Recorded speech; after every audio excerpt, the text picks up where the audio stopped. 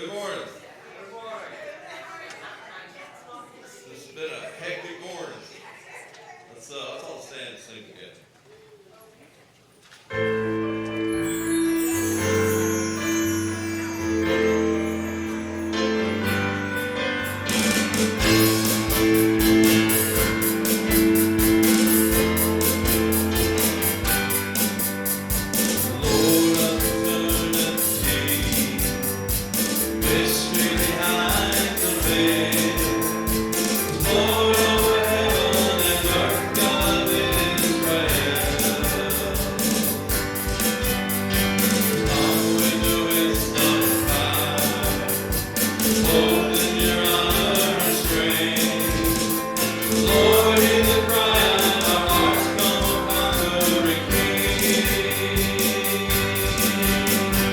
Every eye will see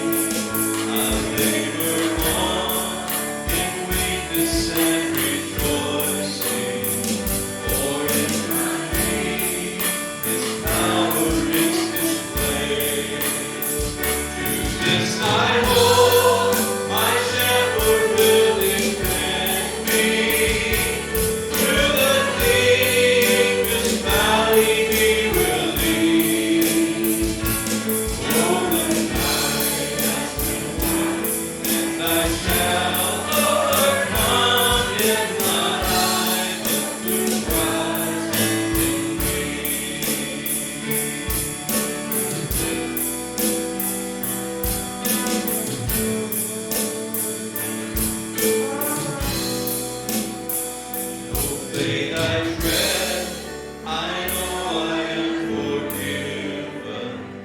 The future sure, the price it has been paid. For Jesus bled and suffered for my pardon, and He was raised to overthrow the grave. To this I know my sin has been defeated. Jesus now and ever is my plea. Oh, the chains are released, I can sing, I am free, and not I, but through Christ in me.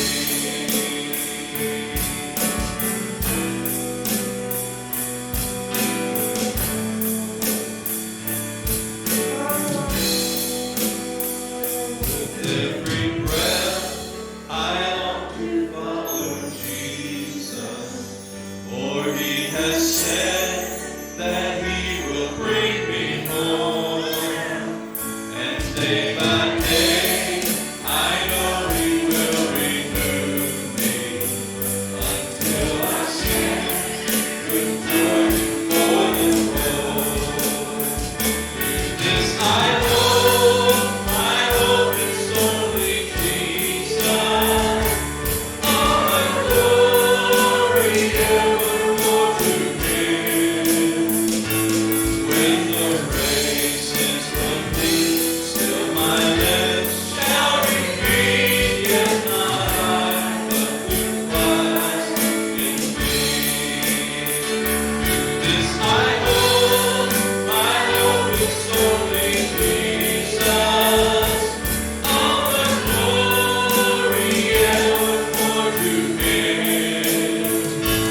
When the race is complete, still my lips shall repeat, yet not I, but through Christ in me.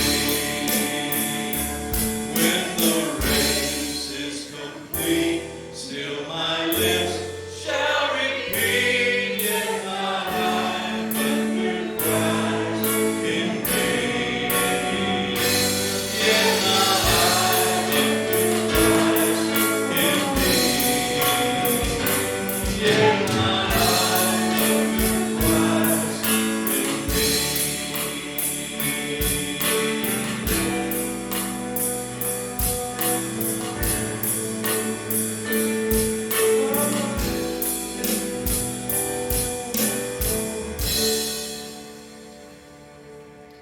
Let's pray. Father, with what confidence we can sing this.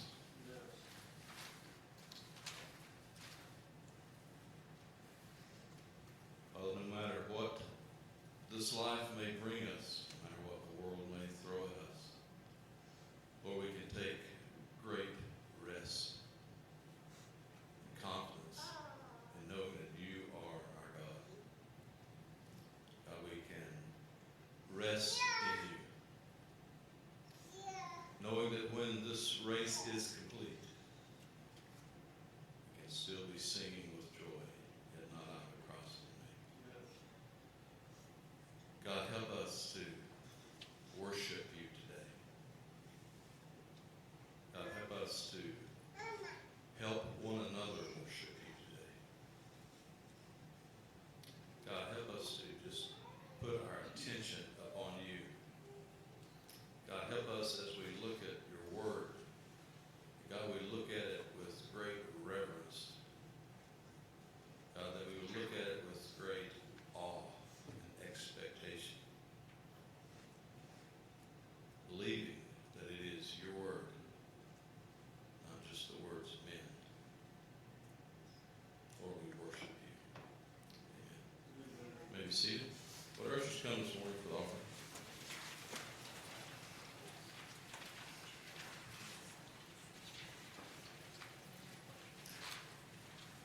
Father, as we give, we want our offerings to be multiplied. We want them to bear fruit. God, we give to you with that expectation.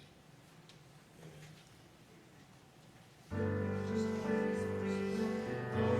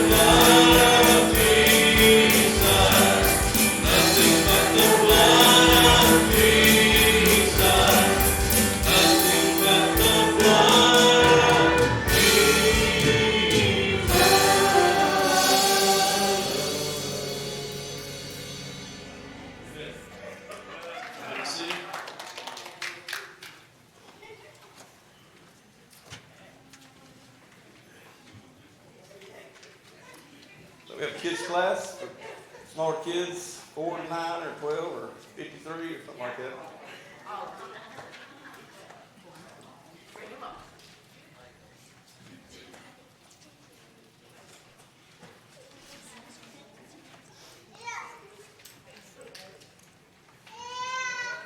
Hey, Conrad, can you turn those lights on right there? I know y'all can see me as good as you want to, but I can't see this right here.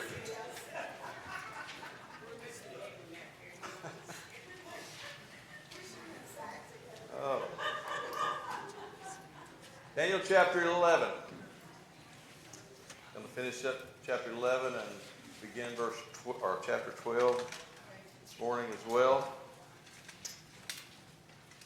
We began the book of Daniel March 21st, I believe, of this year. So it's been 4 or 5 months. About 5 months, I think we'll get through it all. And just kind of tell you what our plans are. Usually, when we finish a book, we do 4 or 5 Psalms before we start another book. And at times do a short, minor prophet as well. Our plans this time, when we finish Daniel, that John McCarty will be doing 5 Psalms. I think it's 56 through 60, if I remember correctly. Then I'm going to be doing the book of Haggai, which is connected to the book of Daniel, or the time frame of the book of Daniel in some ways.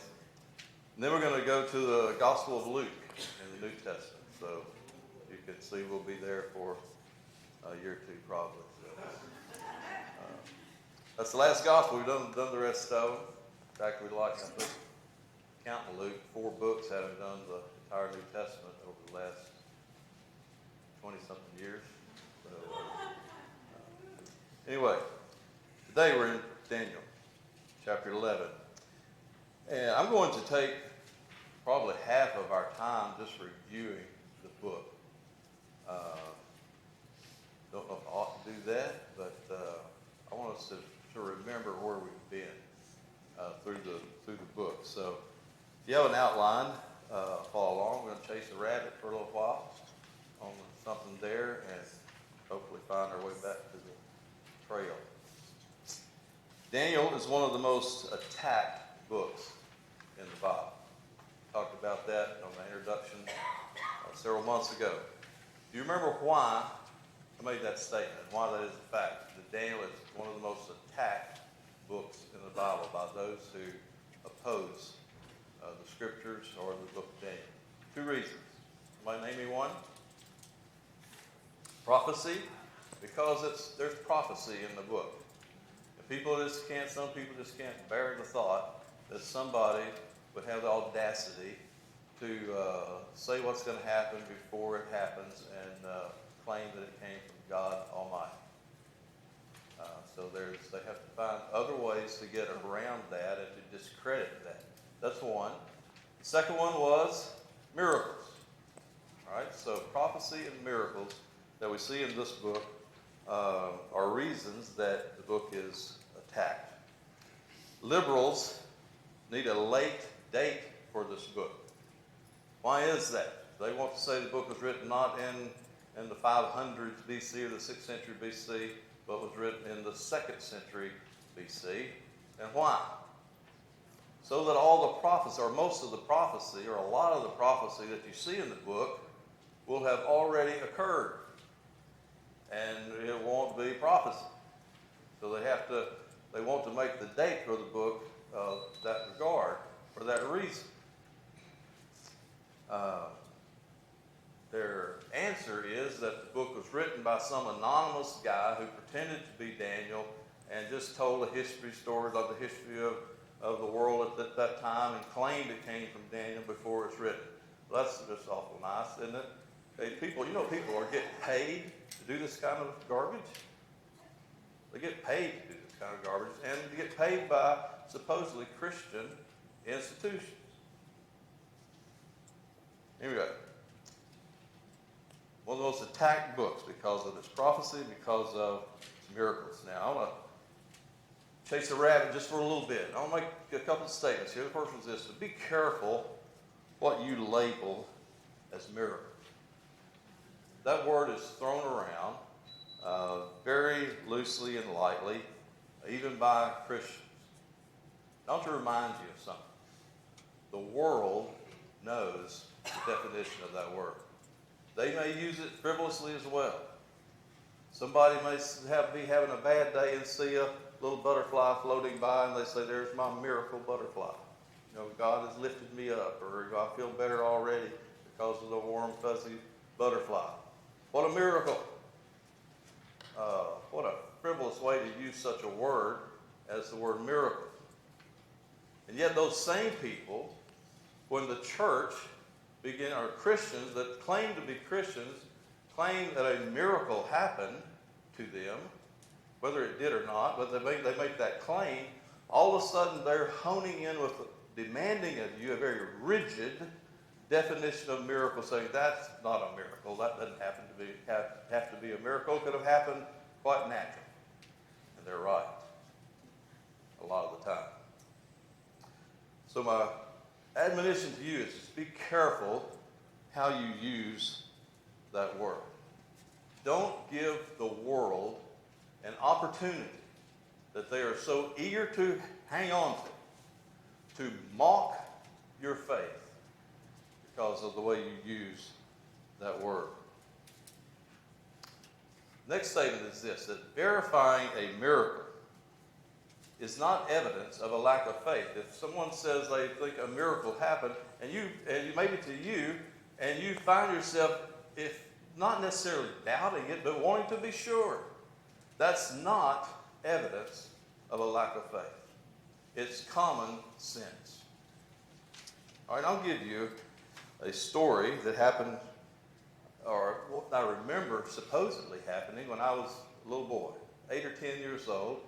We lived in southeast Arkansas and grew up in church and all this. I remember hearing about a little baby that the people were requesting urgent prayer for this little baby because it had swallowed a safety pin.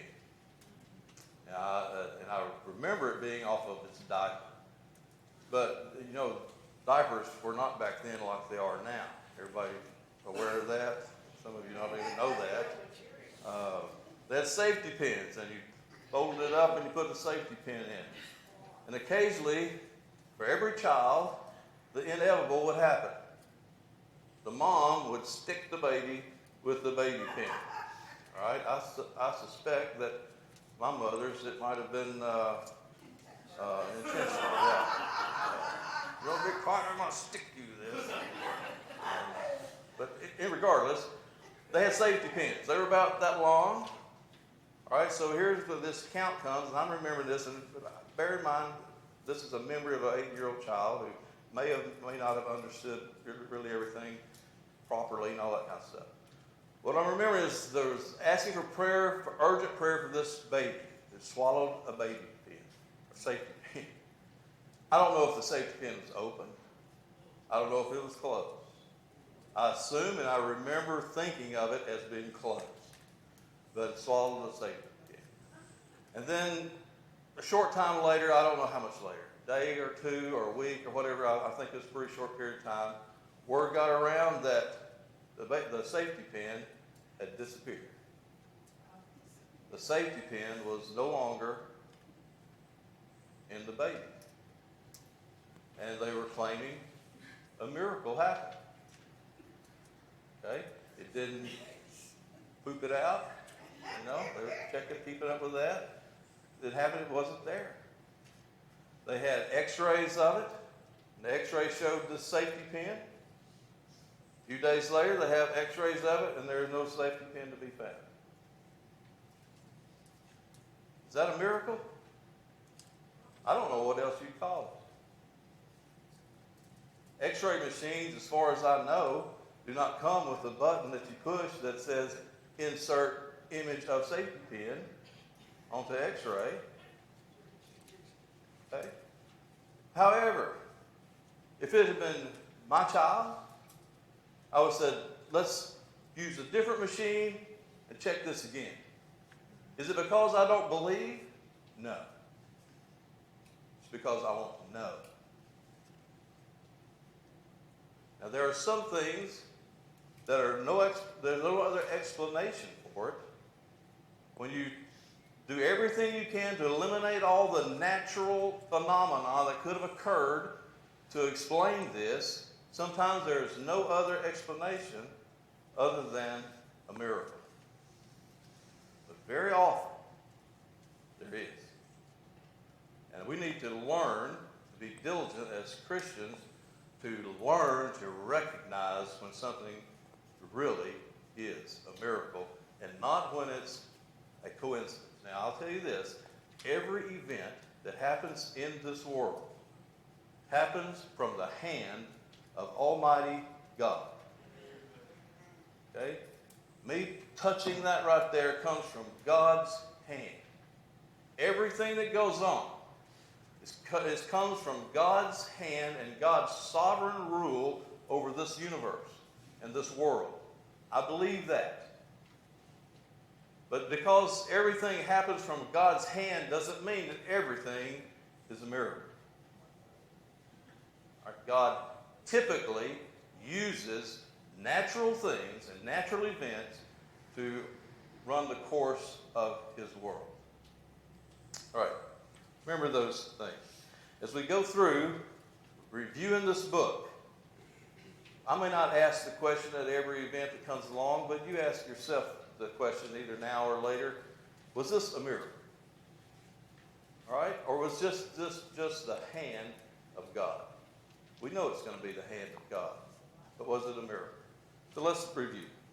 First thing you remember, chapter 1, Daniel is a young man, probably 15 to 20 years old. He's been taken from Jerusalem or Judah, somewhere, to Babylon.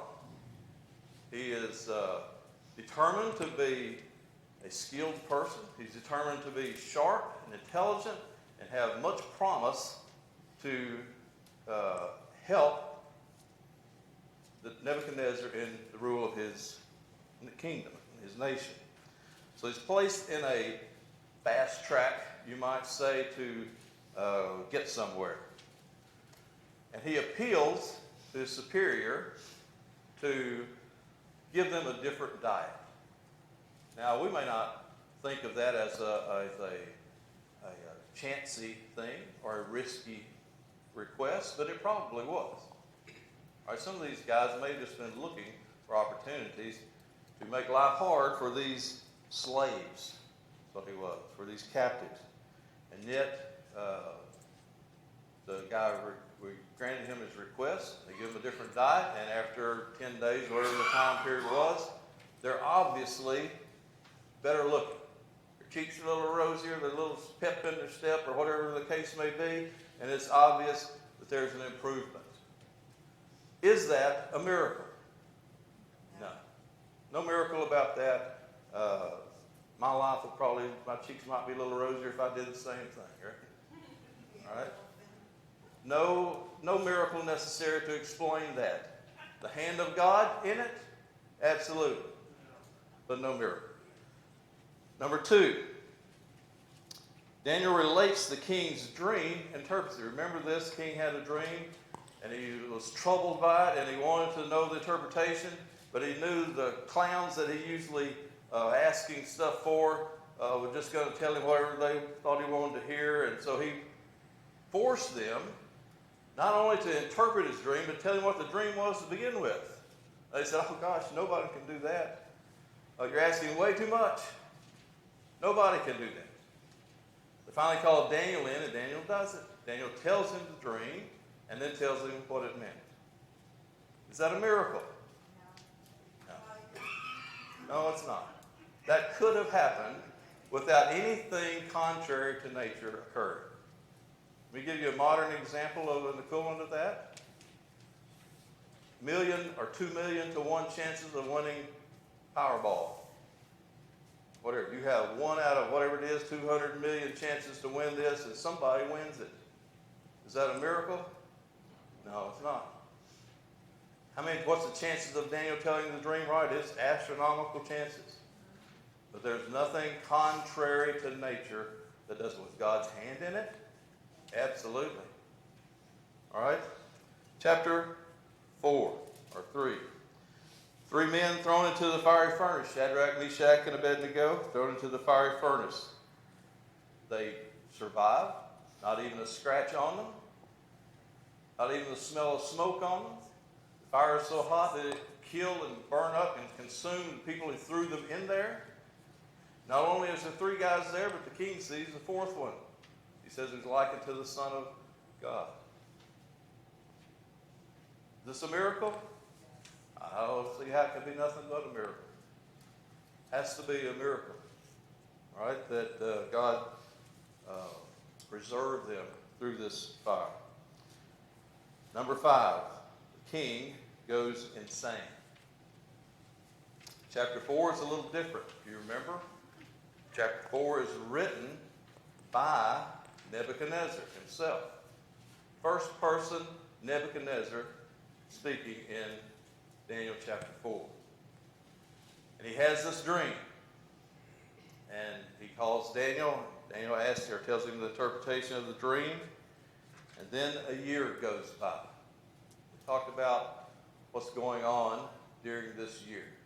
Sometimes we are warned, and as he was warned by his dream, that the dream was concerning him, and it looked like he was going to fall, have a mighty fall.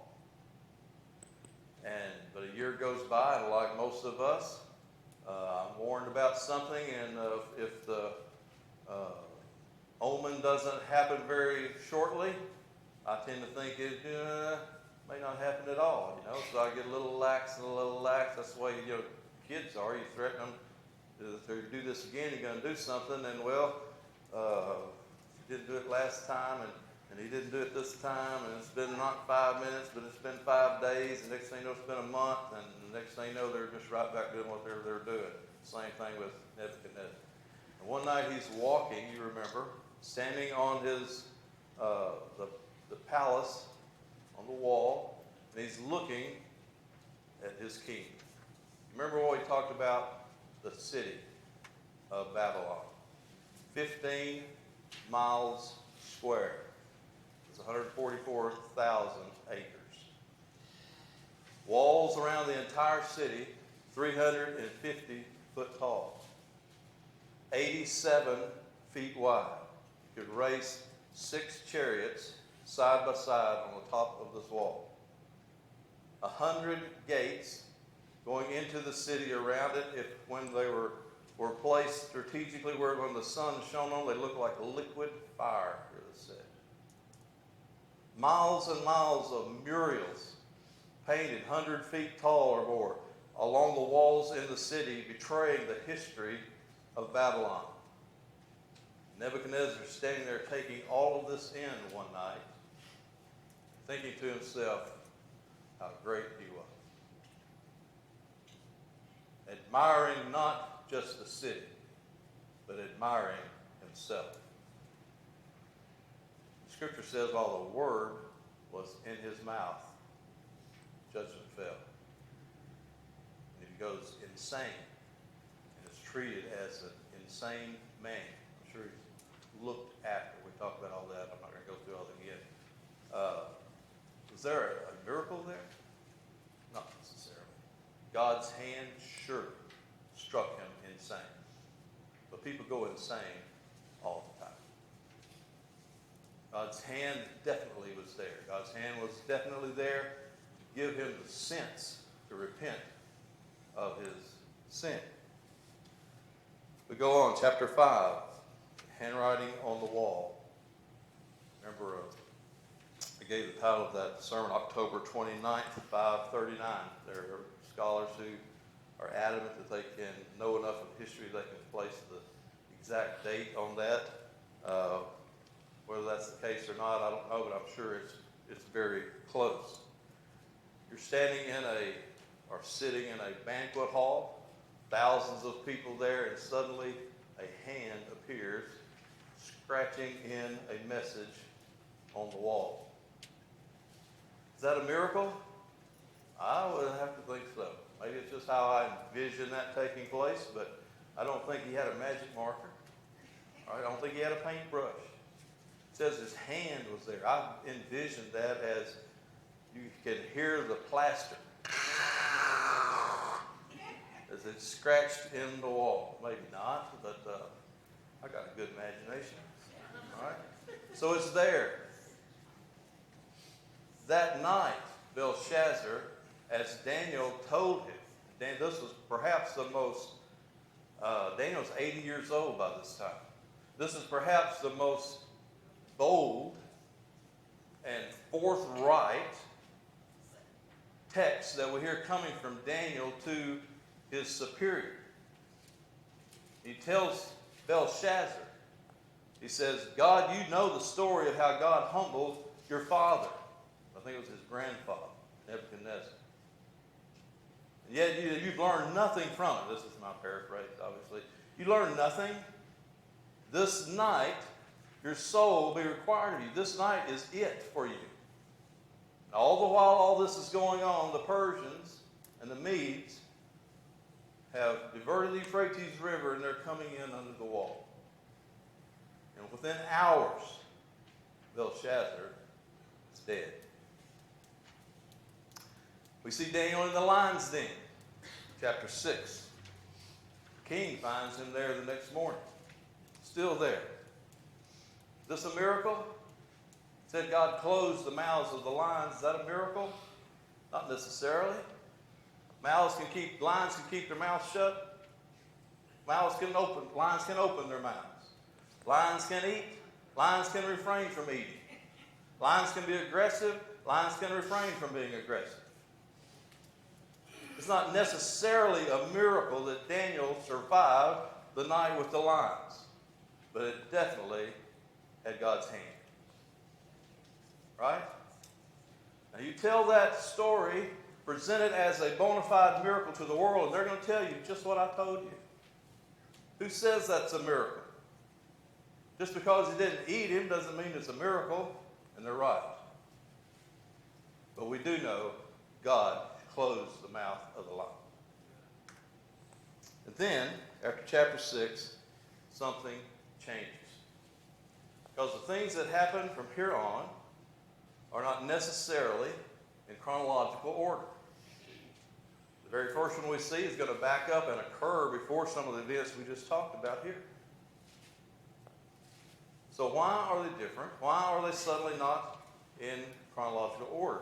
Also, the first portion of Daniel, for the most part, was written in Aramaic. Somewhere right here in chapter 7, it switches back to Hebrew. That's another difference. The remainder of the book, from chapter 7 on, is almost completely prophetic. That's another change. Another change is from now on, most of the book is written in the first person of Daniel telling the story, saying, I, Daniel, did this, and I did that, and I saw this, and I did this, telling in the first person, where the first part of half of the book, it was more like third person. So we see chapter 7, Daniel's vision of the four beasts. Chapter 8, we saw his vision of the ram and the goat. Chapter 11, or not chapter, I'm getting the chapters and my numbers interchanged here. Number 11, Daniel's reading of Jeremiah's prophecy and God's message to him concerning the 70 weeks. We saw that in chapter 9. And then the last three chapters, 10, 11, and 12, is Daniel's last vision and message, all in these three chapters. John McCarty talked about chapter 10, fearful revelation.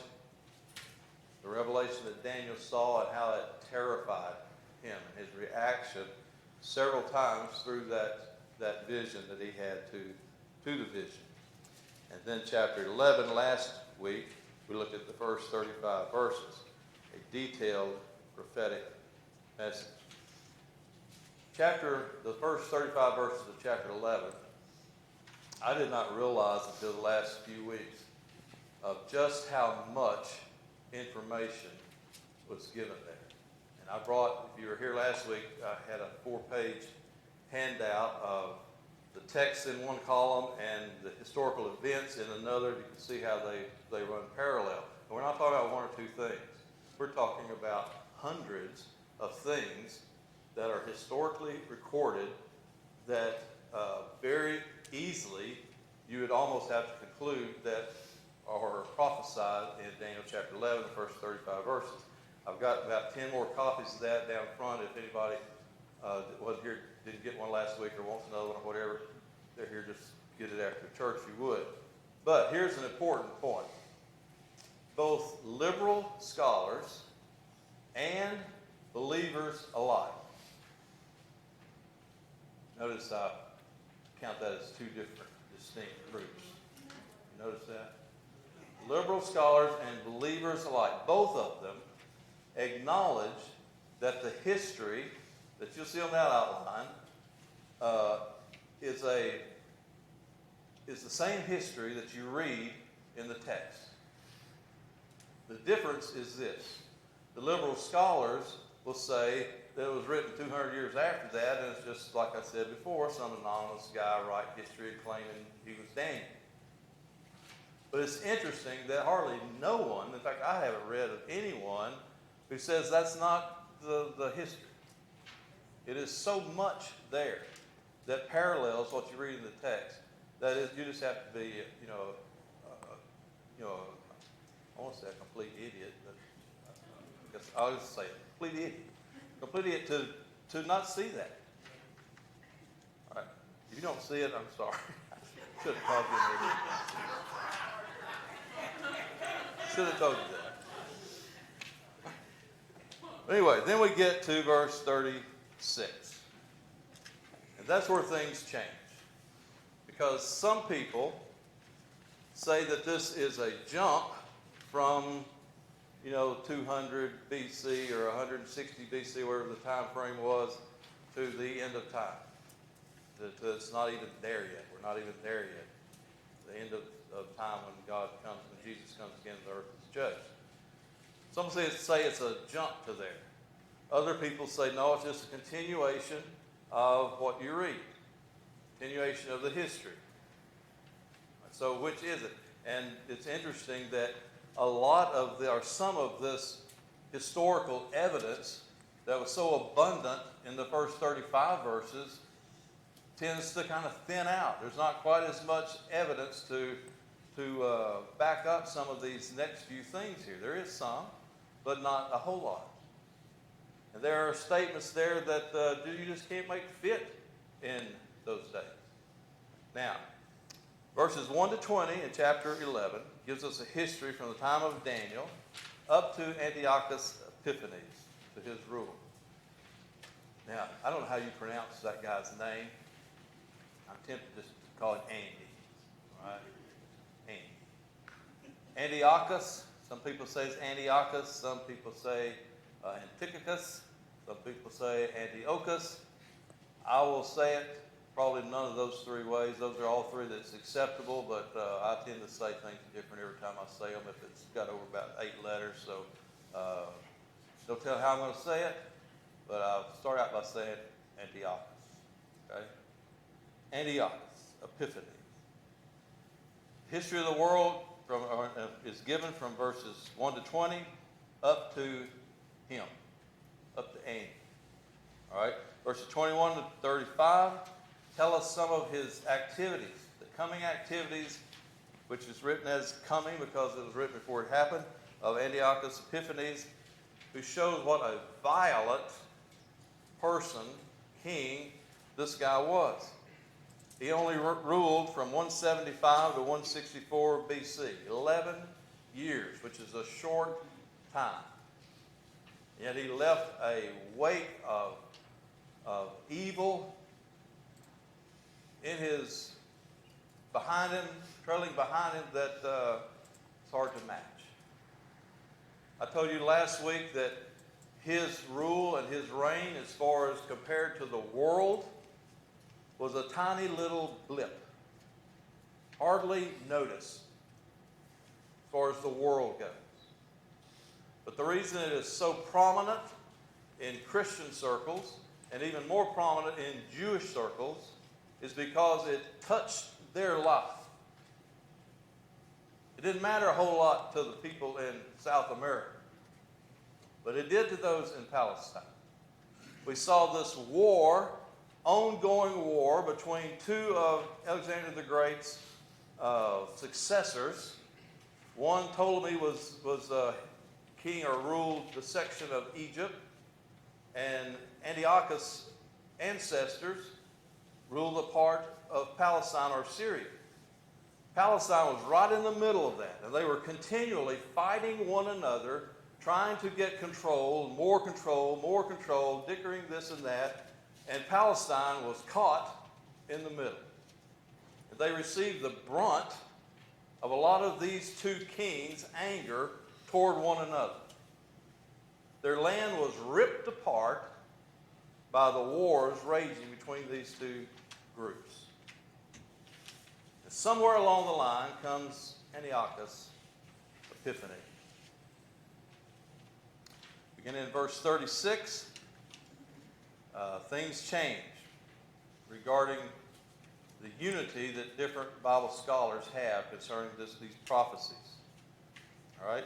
So, what I want to do is to read them just a verse at a time and tell you what I see there. You remember, I don't know if it's last week or a couple of weeks ago, sometime in the last few weeks, I showed a PowerPoint of a out-of-focus object. Do you remember that?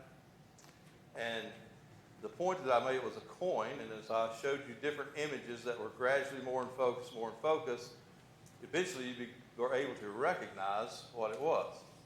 And I made the point that sometimes our view of Scripture, particularly prophecy, is kind of like that. Sometimes it's so out of focus that we can't tell what's going on. But as we learn more and more of the Scriptures, and we learn more and more of New Testament texts that talk about prophecy as well, some of these things begin to sound like something I read in Revelation. Some of these things in Daniel chapter 11 begin to look like things that I've heard about in Matthew 24, or 1 Thessalonians, or 2 Thessalonians, or wherever it's at. And it begins to think, the wording seems the same, the events seem the same, and so you begin to kind of think, maybe these things go together. So I'm going to tell you, as we read through them, what I see. And I'm not here today to tell you what these things mean, because I don't know. I may never know. All right? And I'm okay with that. But I'm just telling you where I'm at with it. Beginning in verse 36. Then the king, this is Antiochus Epiphanes, we guess, shall do according to his own will. Now, the question we're going to ask is this. Are these things talking about Antiochus Epiphanes in 170 BC, or are they talking about the beast, or the Antichrist, or some world ruler in 2200 AD, or whenever it may be? All right? Which one is it? All right, so let's look. Then the king shall do according to his own will. He shall exalt and magnify himself above every god. Is that supposedly going to be true about the Antichrist? I've read enough of Revelation to think that that's what is claimed there, yes. So that sounds like the Antichrist. I'll tell you what it also sounds like. About every ruler in the last 3,000 years. All the Roman emperors, how many of them thought they were God? They are demanding you worship Nebuchadnezzar. We just went through the whole book of Nebuchadnezzar requiring people to worship him, worship his image. So it could be either one, right? He shall speak blasphemies against the God of gods, and shall prosper till the wrath has been accomplished. Let me back up a minute. He shall speak blasphemy against the God of gods. Now, I can see either one of those do that, but I'll tell you one thing I noticed. Speaking blasphemy against the God of heaven is far more likely to occur by the Antichrist than it is by a dozen kings in years past, because they had multiple gods. They might speak blasphemy against this God, but it's not that big a deal. You know, they got 5 others over here that they won't like them tomorrow either. but it's something about the God of heaven. It is something about the Christian God that the world hates. Are you aware of that? The Muslim people, the Muslim rulers, can behead people because they're homosexuals. They can denounce homosexuality. They can do all of these things. And what does the world do? Nothing. But let one Christian suggest that these things are contrary to the law of God, and they'll have his head. They hate the God of heaven. It has always been that way. When I read this phrase, he speaks blasphemies against the God of gods. It's hard for me to picture that as merely Antiochus. Seems to be more likely to be the Antichrist. This king will prosper until the wrath has been accomplished. The wrath has been accomplished. Who do you reckon is behind this wrath?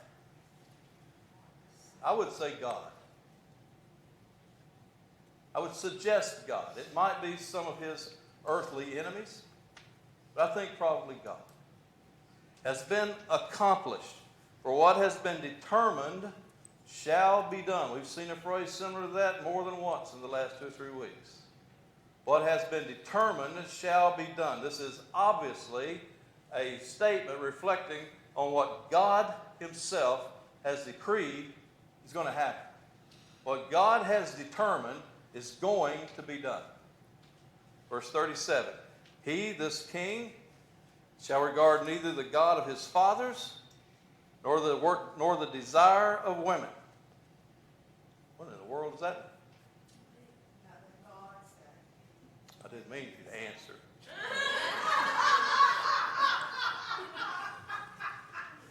He shall regard neither the God of his fathers. Okay, maybe that's his national god. If it's Antiochus, they had dozens of gods. His fathers had dozens of gods. Nor the desire of women. Some people tend to say that he was a homosexual. Other people suggest that this man, this king, and they're looking at this as more the end time, that they thought he might be the Messiah. There are all these women lined up wanting to marry him so that they are the predecessor to the Messiah.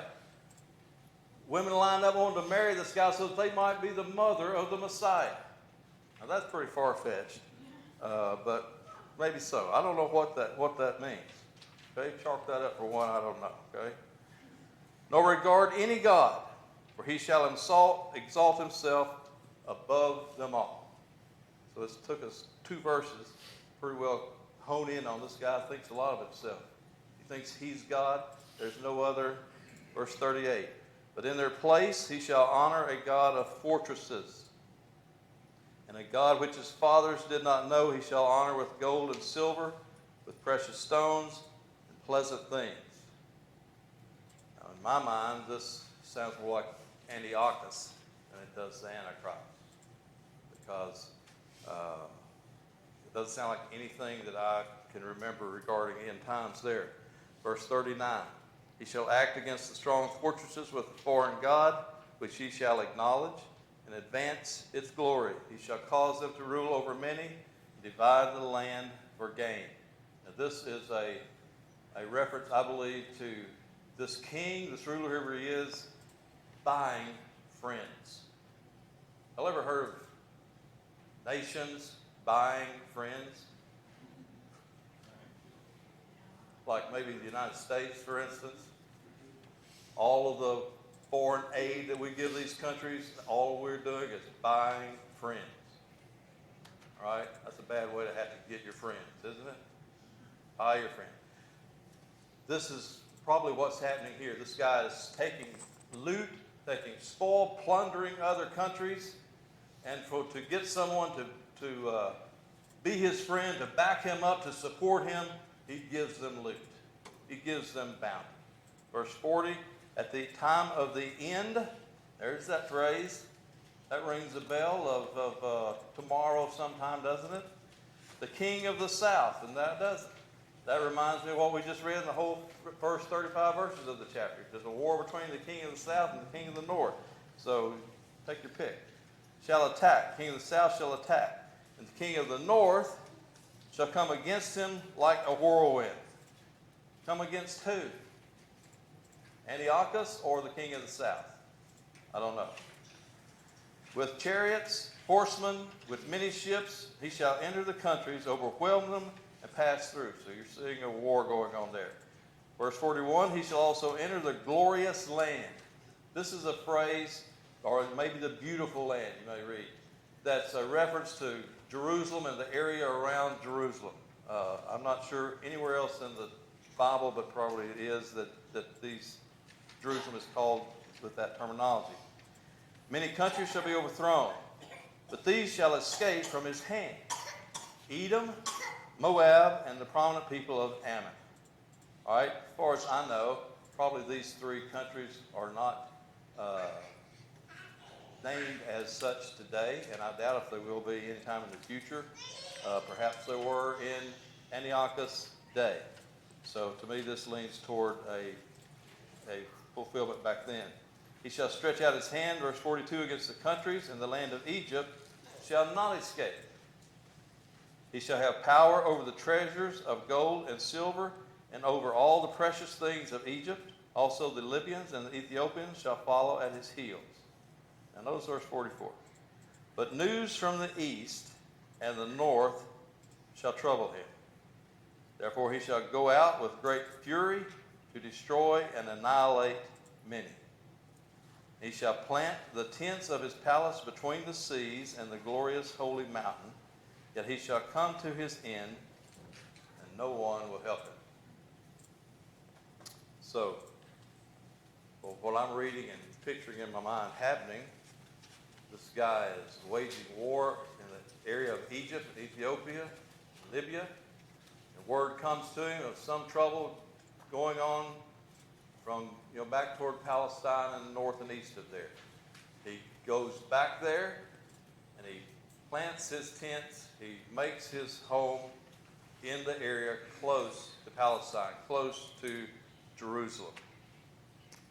I tried to do some research and figure out how Antiochus Epiphanes died. And there's about as many suggestions as to how he died as there are people to give them. A pretty common thread in a lot of them is a violent death, not an assassination, but a physical torturing of his body.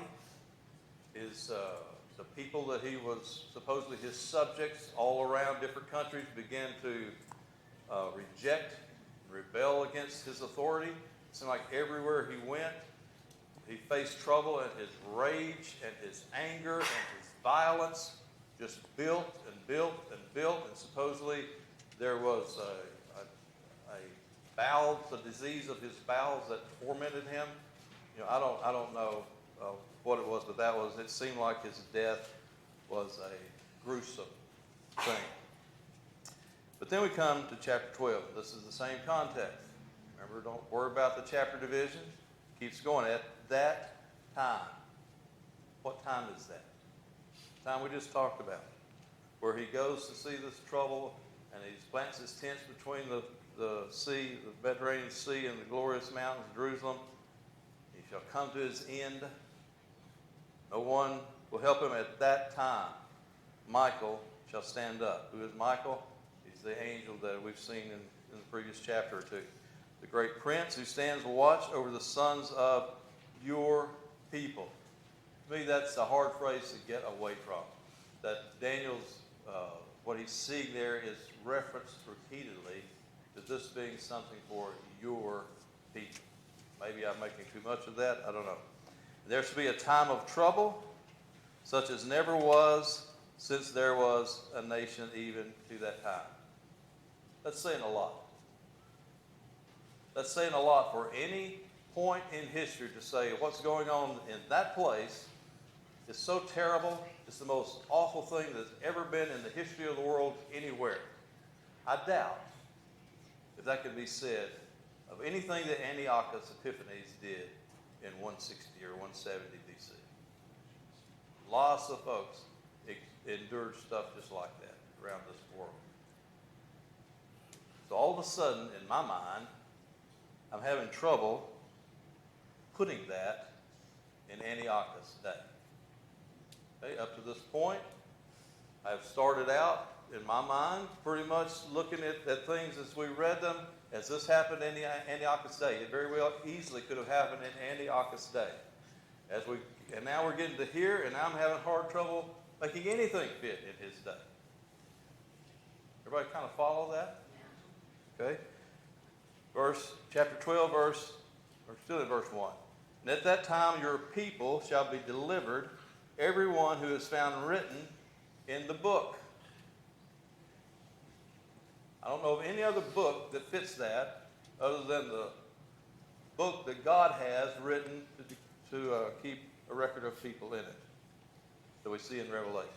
Verse 2, and many of those who sleep in the dust of the earth shall awake. Now we're getting even worse. Okay?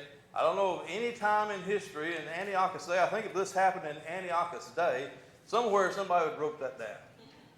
Reckon? This is talking about some kind of resurrection, isn't it? All right? Many of those who sleep in the dust, they're dead, they're buried. Groundhogs bringing their mail. All right? They're gone. They will awake. They will arise. Notice the last part of that verse. Some to everlasting life, some to shame and everlasting contempt. That sounds like a little bit like the coming judgment, doesn't it? All right? The day when God judges the world. I cannot even come close to even wanting to attempt to fit that in the day of Antiochus leaving. Verse 3. Those who are wise shall shine like the brightness of the firmament. Those who turn many to righteousness like the stars forever and ever. Now here's where I'm at. I don't think that these verses in this chapter has to be an either-or thing. I don't think I have to choose between saying these verses represent something that happened in Antiochus' day in the 160s, 170s BC. Or I have to choose either that, or I have to choose that these verses talk about something that happened or will happen in the future at the second coming of Christ or immediately prior to it. I don't think I have to choose between those two. I think that these things are a meshing and overlapping, a fulfillment that overlaps and meshes between both of those things. I think that some of them happened in Antiochus' day, would fit the bill for that. There are some historical records that fit some of this stuff. And I think that some of this stuff is obviously something that is coming down the pipe sometime in the future. Look at verse 4. Where God tells Daniel, but you, Daniel, shut up the words, seal the book till the time of the end. Somebody opened the book, I guess. We just read it, didn't we? Yeah. All right. I'm not sure if that's what he meant by seal the book, but I think at least what he's saying is the answers aren't coming to you, Daniel. I've told you all this stuff. Daniel has 1,000 questions. What does this mean? What does that mean? When's this going to take place? God tells him it's not for you to know. It's sealed for you. The book is shut for your understanding. But someday, people will run to and fro throughout the earth trying to figure all this out. And their knowledge will increase. I'm not quite sure what that means, but what I suspect it means is that out of focus element of what we understand in prophecy. Perhaps as the end draws near, it may get a little more in focus, a little clearer, and a little clearer.